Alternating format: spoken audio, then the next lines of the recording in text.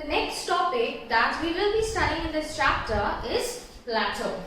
Now before this we studied about mountains and the different types of mountains. Now mountain was a natural elevation. Similarly here we see that a plateau is also an elevated flat land. It is also called as a tableland because it is elevated, that means lifted up and flat. That's why it is also called as a tableland. Now we see that there are different plateaus all over the world. Now we will discuss about some plateaus that we have in India. Now the first we have the Deccan Plateau and we have the Chota Nagpur Plateau also in India. Now when we talk about plateaus, they are rich in minerals. They are very rich in minerals and they are elevated land, and because plateaus are very useful because they are very rich in mineral deposits. Now as I said, mineral deposits means like iron ore, manganese, bauxite or gold, or even it is fertile, that is black soil is also found in the plateau, in the elevated land, that is the plateau. Now here I have written also about East African Plateau. There is another plateau, that is the Tibetan Plateau, that is also there, and it is the highest plateau in the world. That's the Tibetan Plateau. And many of the minings are located in these plateau regions. Now in plateau areas there are several waterfalls also you will find.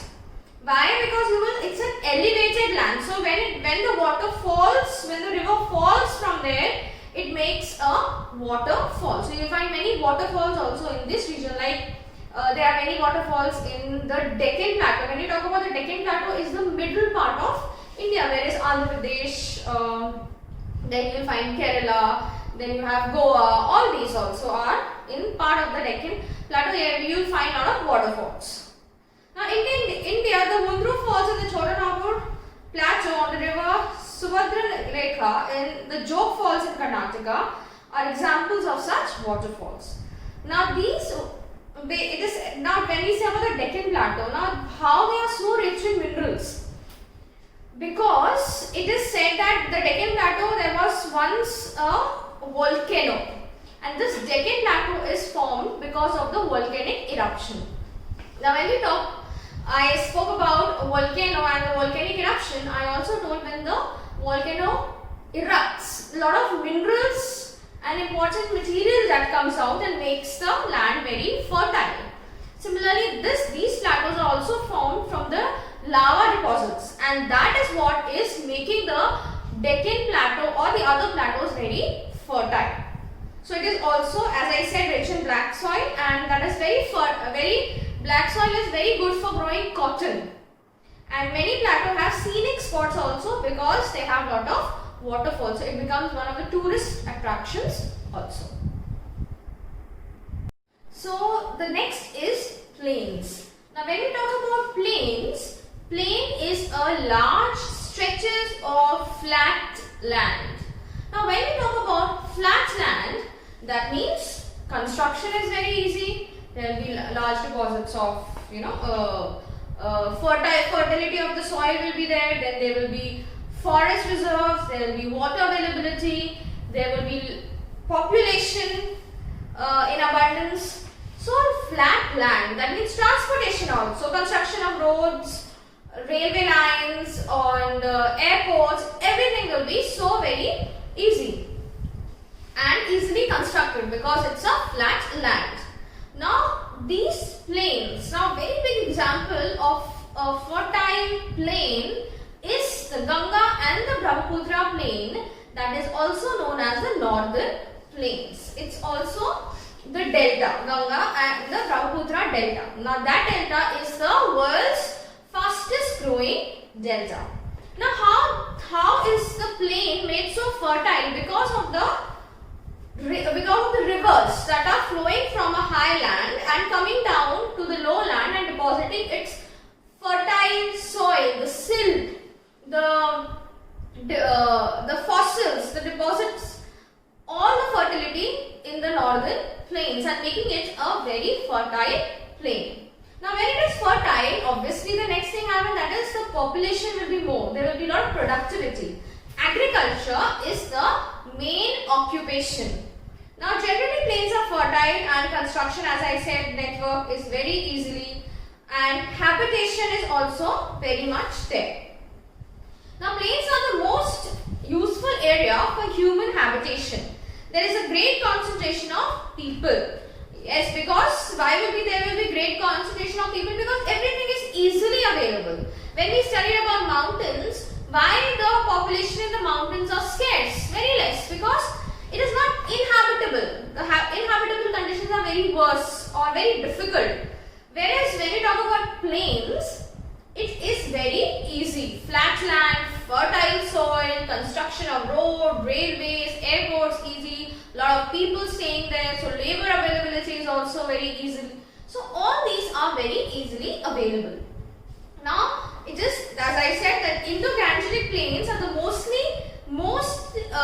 populated, densely populated region in our country. That's why you will find most of the people living in the northern plains, that is the Bihar, then UP, then Haryana, Punjab, Delhi, Madhya Pradesh, all these will be part of the northern plains. Now the last topic that we will be talking is the landform and the people. Now when we talk about landform and the people, it is according to the landform the people stay. As I said, that in the mountainous region, the population is very scarce, very less. The fertility of the soil is also very poor. So according to it, the landform and the people, they are in combination with that. Like humans have been living on different kinds of landforms in different ways. Life is difficult in mountainous region, whereas it is because of why it is difficult, because of the construction of easily, the roadways can't be constructed easily. Railways are very difficult to construct, airports also. So the life of the people is very difficult. Then when we talk about plateau, now in plateau it's a tableland, it's a flat tableland. So people will stay on that land and the population will also be high. But people mostly they will be doing jobs regarding the mining sector, because what is available, there is a lot of mines, like minerals are available on that land, and then production of cotton also will be there because black soil is available. Now when we talk about plains, as I said, plains, it's a flat land, that means fertility of the soil, water availability, forest reduced, abundance of population, lot of work availability, job availability will also be there, construction of roadways, railways, airports will easily be constructed. So people are, that is why it is said landform and the people. So that is why it changes from landform to how the people are living in that region. Now when we talk about, sometimes there are some natural calamities such as earthquakes, volcanic eruptions, storms and floods. Now such widespread destructions, huge loss of life and property takes place, but by creative awareness about such instances may lower the risk. Now here they are pointing about the different calamities, natural calamities that occur and how people can be saved. Then you will find your own surroundings in how many ways we can use the land and water. Quite often we use the land and water in a wasteful manner. Now they are talking not only about the landforms and people, they are also talking about the different calamities, natural calamities, and how can you deal with it. Then thirdly they are talking about how to use land and water to its fullest.